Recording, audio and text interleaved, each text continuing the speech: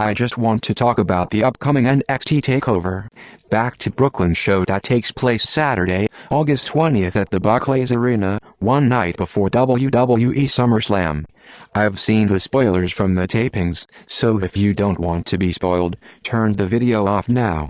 1, 2, 3, okay. To be honest, I hate this card.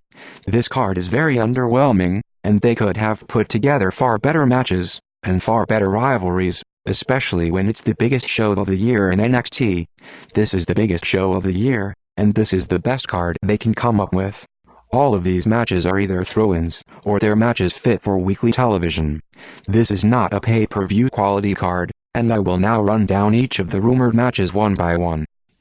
The Revival vs Johnny Gargano and Tommaso Ciampa for the tag team titles. Okay. This is the only match I don't mind as much. They did a good job building up Gargano and Ciampa. It should be their time to shine. I expect to see an explosive match. But keep in mind, there is another tag team match on the card. American Alpha vs the New Team, the Authors of Pain. An ordinary tag team match. I was looking forward to American Alpha putting on an incredible performance in Brooklyn. Why aren't these two tag team matches a four-way tag team match? They just ran through all of Jordan and Gable's momentum in less than a year without even giving them a chance to compete for the titles at Brooklyn. Why? I know they're on their way to the main roster, but at least show us why they're so good to be on the main roster. Austin Aries vs No Way Jose.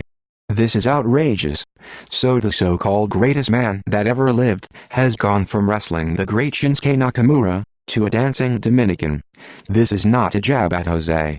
He clearly is over with the crowds, but pushed to a high-profile match in such a short amount of time is completely goofy and unnecessary, and a waste of a match for Aries who could be competing against somebody better. I see Jose as the Santino of this generation. This is not a feud I wanted to see build up for months. Jose should not even be on this card. The debuting Bobby Roode vs the recently debuted Aries and Almas. Two talented guys, but they don't have to be facing each other, because they need both of these guys to be successful right now. Almas really hasn't caught fire so far, but this match isn't going to do them any favors one outcome or another. Roode will most likely be triumphant here. Maybe they should have made Aries vs Roode. I'm all for this card being about building up new talents, which I'll get more into later, but Almas isn't one of those guys who looks like a credible star yet. Asuka vs Bayley. No. This match should not be on this card. If there were a time for Bayley to have a rematch, it was at Takeover. The end. As much as I think that will be an incredible match, there are other women they have who deserve to be there more. They have all this time to build up new women, and turn them into serious contenders for the women's title, and they choose not to build them for reasons. If I was booking this card, it would have been Asuka vs Nia Jax vs Alexa Bliss in a triple threat match. That would be the more unpredictable option. Alexa Bliss is a stud. Nia should get her rematch. This was a greatly missed opportunity to legitimize these two. That's not to put down Bayley. She should not be in the title match, but that doesn't mean she should get her own match on the card. Where is Carmella?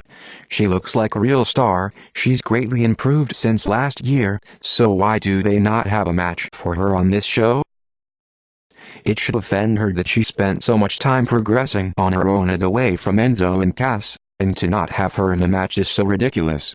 Just have her in a tag match with Bayley and play off their real-life friendship. It's not hard to find them formidable opponents. Maybe these two? Or even these two? I don't know. And last but not least, Shinsuke Nakamura vs Samoa Joe for the NXT Championship. Why now? Why didn't they save Balor vs Nakamura for this show? Why did they decide to skip that? It's not like there's a scheduling conflict when Balor's on the main roster.